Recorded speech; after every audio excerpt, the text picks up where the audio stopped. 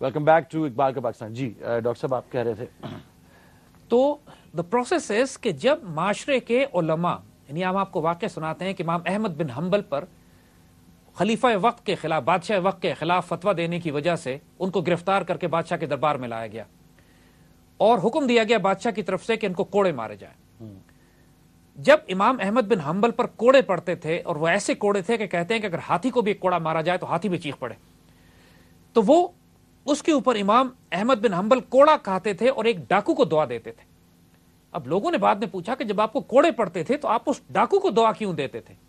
تو امام کہتے ہیں کہ جب مجھے زنجیروں میں باندھ کر بادشاہ کے دربار کی طرف لایا جا رہا تھا تو سامنے سے اس ڈاکو کو زنجیروں میں باندھ کر لایا جا رہا تھا، اور وہ ڈاکو میرے پاس سے گزرتے ہوئے کہتا ہے کہ امام، میں نے کوڑوں کے خوف سے ڈاکے ڈالنے نہیں چھوڑے، آج وقت کا امام جا رہا ہے، ذرا ہم یہ دیکھیں کہ کوڑے کھا کے اپنا فتویٰ بدلتا ہے کہ نہیں. تو جب امام کو کوڑے پڑتے تھے تو وہ اس ڈاکو کو دعا دیتے تھے کہ اس نے میرا ایمان مضبوط کر دیا. یہ کیریکٹر. امام ابو حنیفہ بارش میں کہیں جا رہے تھے تو پھسلنے لگے، ساتھ کچھ بچے کھیل رہے تھے. اچھا، کچھ بچے کھیل رہے تھے جو پھسلنے لگے، تو امام نے بچوں سے کہا کہ بیٹا دھیان سے ذرا پھسلنا نہیں. تو ایک بچہ مڑ کر امام کی طرف دیکھتا ہے اور کہتا ہے امام ہماری فکر نہ کریں، آپ نہ پھسلیے گا، آپ پھسل گئے تو امت پھسل جائے گی. بالکل. تو علماء کا یہ رسپانسبلٹی ہوتی ہے، یہ ذمہ داری ہوتی ہے. جب حضرت نظام الدین اولیاء دہلی میں ہیں، اس وقت آس پاس دہلی کا جو ظالم بادشاہ ہیں، بادشاہ تغلق جس نے ان کو ڈیتھ تھریٹ دیا، یہ اس وقت کے بڑے بڑے درباری مولویوں نے بادشاہ کے ساتھ مل کے حضرت نظام الدین اولیاء کے خلاف فتویٰ دے دیا کہ یہ کافر ہیں. بالکل وہی معاملہ، جو وقت کا ریفارمر ہوگا اس کے خلاف فتوے آئیں گے. جو درباری مولوی ہیں، جو تنخواہ لیتا ہے بادشاہ سے، اس کے ویسٹڈ انٹرسٹ ہوتے ہیں، وہ خراب ہو رہے ہوتے ہیں، جو اس زمانے کی منسٹرشپ اور اس زمانے کے جو انہوں نے آرگنائز ریلیجن اپنا بنایا ہوا ہوتا ہے. تو تغلق نے ایک فتویٰ، ایک حکم لکھ کے بھیجا اپنا حضرت نظام الدین اولیاء کے پاس کہ میں دہلی سے باہر جا رہا ہوں، میرے واپس آنے سے پہلے آپ دہلی خالی کر دیں ورنہ میں تلوار سے آپ کی گردن اتار دوں گا. نظام الدین اولیاء جلال میں آ گئے. انہوں نے بادشاہ کے اس خط کے اوپر لکھ دیا فارسی میں، ہنوز دلی دور است، ابھی دلی بہت دور ہے. اب اردو اور فارسی میں محاورہ بن گیا یہ کہ جو کام نہیں ہونا ہوتا اس پر کہتے ہیں کہ ہنوز دلی دور است، ابھی تو بہت دور ہے دلی، دیکھیں گے.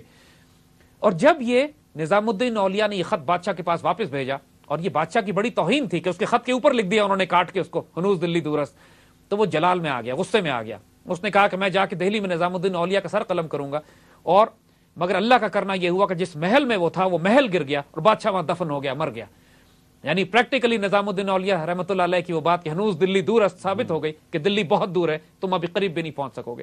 تو دیکھیے زمانے کو سنبھالنے والے حضرت مجدد الفسانی اکبر نے جب دین الہی شروع کیا تو دین الہی نے پورے ہندوستان میں کئی سو سال کی مسلمان حکومت کی پریکٹیکلی اس نے جڑ نکال دی بائی ڈوئنگ کہ اس نے نیا دین شروع کیا جس کے اندر ہندوازم، یہودیت، عیسائیت، اسلام کو ملا کے پریکٹیکلی ایک ایسا مذہب کہ جو دین الہی کے نام سے اس زمانے کی انلائٹن ماڈریشن آپ سمجھ لیجئے. یعنی اس میں اس نے کہا کہ صاحب مسلمان ہندوؤں سے شادی کریں گے. اکبر نے اپنے آپ کو خدا کہلوانا، رسول کہلوانا، نبی کہلوانا شروع کر دیا. اور جو اس کو سجدے نہ کر، اکبر سجدے کیے جاتے تھے اکبر کو، تو سجدے نہ کرے ان کو مرواتا تھا. اتنا طوفان مسلمانوں پر، حج ممنوع کر دیا اس نے، گائے کی قربانی ممنوع کر دی، مسلمانوں میں جو شریعت کے احکامات تھے ان کی دھجیاں اڑا دی. لیکن مجدد الفسانی نے اس وقت کیا سٹینڈ لیا؟ ہی ٹوک اے سٹینڈ. بادشاہ نے ان کو جیل میں بند کروایا، ان کے خلاف سختیاں پابندیاں کروائی گئیں تمام ہندوستان میں. لیکن مجدد الفسانی نے جو سٹینڈ لیا جس کے نتیجے میں ہندوستان میں دین بچ گیا اور آنے والے وقتوں میں کئی سو سال تک اسلام اپنی عروج کے ساتھ قائم رہا. اور آج ہم اگر مسلمان ہیں تو مجدد الفسانی کی برکت سے. اگر وہ اکبر والا دین چلتا رہتا تو شاید مغلوں کے پہلے دوسرے حکمران کے دور میں ہی اسلام کی پوری جڑ نکل جاتی، جڑ ختم کر دی جاتی. تو دیکھیے جو معاشرے کی اشرافیہ ہوتی ہے، جو علماء ہوتے ہیں پریکٹیکلی ان کا اسٹریٹجک رول ہوتا ہے، ان کی کرتے ہیں، وہ سینٹر آف گریوٹی ہیں. مثال دینے کا مقصد یہ تھا آپ کو کہ جب کسی معاشرے میں زوال آیا ہے تو اس کی وجہ یہی ہوئی ہے کہ اس میں علماء ایسے پیدا ہوئے ہیں جو علماء سو زیادہ ہیں، علماء حق کم ہو گئے.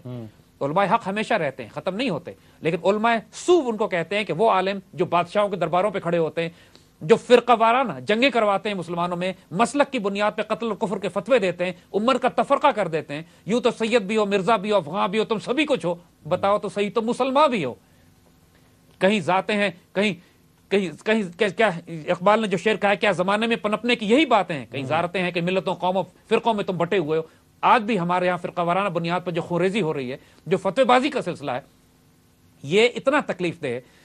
اس کی مطلب، اس کا مفہوم ہی یہی ہے کہ یہ ایسے علماء سو زیادہ ہو گئے ہیں، علماء حق کم ہو گئے ہیں. جو صوفیہ روشن ضمیر تھے، وہ ایسے اللہ کے ولی اور درویش اور فقیر کہ جو لاکھوں کو سنبھال کے رکھتے تھے اپنے، جن کے وجود سے آج تک فیض جاری ہے، شیخ عبد القادر جیلانی، نظام الدین اولیاء، معین الدین چشتی، بابا فرید رحمۃ اللہ علیہ، اس جیسے فقراء آج نظر نہیں آتے ہیں بھی تو چھپے ہوئے ہیں۔ تو اقبال نے ان کو مخاطب کر کے کہا تھا کہ آپ جو چھپے ہوئے ہیں باہر آئیے، نکل کر خانقاہوں سے ادا کر رسم شبیری۔ اب خانقاہوں میں بیٹھنے کا وقت نہیں ہے، باہر آؤ، کیونکہ جو خالی انوائرمنٹ ہے، نتیجہ یہ ہے کہ جب علماء حق نہیں ہے اور فقراء کامل نہیں ہیں تو ان کی جگہ پر جعلی پیر اور جعلی مولوی آ گئے اور انہوں نے دین کا بیڑا غرق کر دیا۔ اقبال نے ہائی جیک ہو گیا دین۔ تو اقبال نے جتنا شدید حملہ کیا ان لوگوں کے اوپر، جس کی وجہ سے اقبال کے خلاف اتنا بڑا طوفان کھڑا ہوا، فتوی بازی کی گئی، مولوی اور پیر دونوں اکٹھے ہو گئے کہ جو پیر جعلی تھے اور مولوی علماء سو تھے، برے علماء تھے، انہوں نے اتنا فساد برپا کیا اقبال کے خلاف۔ لیکن اقبال نے اسرار خودی میں ڈائریکٹ اٹیک کیا ان لوگوں کو، اس زمانے کے وہ اسکالرز کے جو کانگریس کے ساتھ مل گئے تھے، جو انگریزوں کے ساتھ مل گئے تھے۔ کانگریسی مولویوں نے تو پاکستان کی بنانے کی مخالفت کی، اقبال کی مخالفت کی، قائد اعظم کی مخالفت کی۔ آج بھی جو کانگریسی مولویوں سے وابستہ لوگ پاکستان میں بستے ہیں، جن کا تعلق ابھی تک اسی کانگریس کی مولویوں کے ساتھ ہے، وہ آج بھی کہتے ہیں وہ کہ ہم پاکستان بنانے کے گناہ میں شامل نہیں ہیں، لا حول ولا قوت۔ انہوں نے پاکستان کو نہ بنایا نہ تسلیم کیا، آج بھی تسلیم نہیں کرتے۔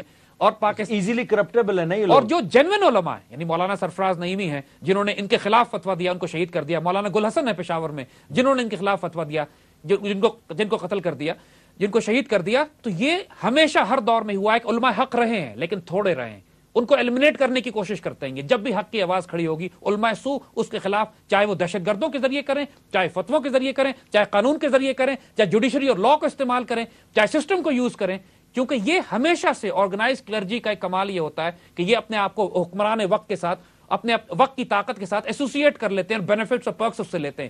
جنہوں نے اکبر کے ساتھ مل کر اکبر کے اس دین الہی کو جسٹیفائی کر دیا، اس وقت بھی تو مولوی موجود تھے، لیکن مجدد الفسانی واز ون جنہوں نے سٹینڈ لیا، جنہوں نے ان پہلے بادشاہوں کے اس کفر اور ظلم کو جسٹیفائی کیا کہ جو درباروں میں بیٹھتے ہیں، لیکن نظام الدین اولیاء رحمۃ اللہ علیہ نے سٹینڈ لیا ان کے خلاف۔ تو سٹینڈ لینے والے بھی ہوتے ہیں اور درباری مولوی بھی ہوتے ہیں، اور درباری مولویوں کی کثرت ہوتی ہے۔ اور یہ صرف یہاں نہیں ہے، امام احمد بن حنبل کا واقعہ جو ہم نے آپ کو سنایا، اس سے پہلے بھی تمام ہر دور میں یہی ہوتا تھا کہ چند آخری علماء رہ جاتے تھے سٹینڈ لینے والے، ایک آدھ، باقی بڑے بڑے علماء کمپرومائز کر جاتے تھے پریشر میں آ کے، خوف کی وجہ سے، جان و مال کا خطرہ ہوتا تھا، بادشاہ وقت کا ظلم اتنا ہوتا تھا۔ تو اقبال نے جو اپنا اسرار خودی میں ڈیفائن کیا ہے اشرافیہ کو، پرٹیکولرلی صوفیہ اور علماء کو، یعنی صوفیہ وہ کیٹیگری کے جو طریقت کے سلسلے پہ چلتے ہیں، علماء وہ جو شریعت کے طریقے پہ جو فالو کرتے ہیں، یعنی دین کی روحانی اور دینی قیادت جن کے پاس ہونی چاہیے، ان دونوں کیٹیگریز کو اقبال نے بڑا ویشسلی اٹیک کیا ہے۔ قوم کیا ہے، قوموں کی امامت کیا، اسے کیا جانے یہ بیچارے 2 رکعت کے امام، بڑا طنز کیا اس کے اوپر۔ تو اسرار خودی میں جو اقبال نے جو باتیں کہی ہیں، اس کو ہم انشاءاللہ we'll pick it up and we'll say how Iqbal has discussed it۔ ایک کالر ہے ہمارے کان میں اس وقت، آپ کو تو پتہ ہی ہے میرے ایک ساتھ ایک پرابلم ہے۔ یہ کالر ہے احتشام کراچی سے۔ جی ہیلو، السلام علیکم احتشام، کیسے ہیں آپ؟ اللہ کا شکر۔ Sorry to keep you waiting. Zaid بھائی سے میرا ایک سوال یہ ہے جی کہ کل جیسے ہم لوگ کرکٹ میچ ہوا اس میں ہم لوگ جیتے، ہم لوگ پاکستانی قوم جو ابھی جن حالات سے گزر رہی ہے اس میں اتنے فساد برپا ہیں، لیکن وہ ایک جیت، وہ ایک احساس ہم لوگوں کو ایک پوائنٹ پہ لے کے آ جاتا ہے۔ ہم ایک اللہ ایک رسول کو ماننے والے ہیں، لیکن پھر بھی ہم لوگ شیعہ سنی دیوبندی میں بٹے ہوئے ہیں، ہم لوگ پنجابی سندھی مہاجر میں بٹے ہوئے ہیں۔ ہم کیوں ایک مسلمان ایک پاکستانی کیوں نہیں ہو پا رہے؟ ہمیں وہ جس طریقے سے ایک کیپٹن ہمیں کیوں ریکوائرڈ نہیں ہو پا رہا؟ ان 60 سالوں میں ہم کیوں بٹے ہوئے ہیں؟ ہم اتنے فساد میں کیسے ہیں کہ ہم لوگ ایک خوشی ہم لوگ کو ایک پوائنٹ پہ کر دیتی ہے لا کے، وہ ایک احساس، لیکن ہمیں وہ ایک کیا چیز ہے کہ وہ ہمیں ایک پوائنٹ پہ سب کو لیا ہے۔ وہ نو ڈاؤٹ علامہ اقبال کا وہ کلام ہے، اس چیز پہ میرا ایمان ہے، لیکن پھر بھی ایک نہیں کہتے ایک فزیکل چیز اپیرنس ہوتی ہے۔ جیسے اللہ کے رسول آئے، انہوں نے ایک کائنات میں ایک روشنی دینا شروع کی، اب وہ کون ہے کہ جو ایک کہتے ہیں کہ وہ آئے اور یہ سب کچھ پورا سسٹم صحیح کرے؟ تھینک یو شام صاحب، اچھا سوال ہے۔ Basically they looking for a captain for Pakistan and I think I have a candidate for the captaincy, اور میں حکیم صاحب کو کہوں گا کہ وہ کیپٹن بن جائیں، اور اگر انشاءاللہ اگر ہمیں پریکٹیکل پالیٹکس میں بھی جانا پڑے تو میرے خیال سے ہمیں ایک پارٹی آگے کرنی چاہیے اور ان کو سپورٹ کرنا چاہیے، اور کم از کم حق کی بات تو ہوگی، اور یہ سارے کانسیپٹ جو ہیں گورنمنٹ کے اندر تو کلیئر کریں گے۔ لیکن اس سوال کا جواب زید صاحب آپ کو دیں گے اس بریک کے بعد۔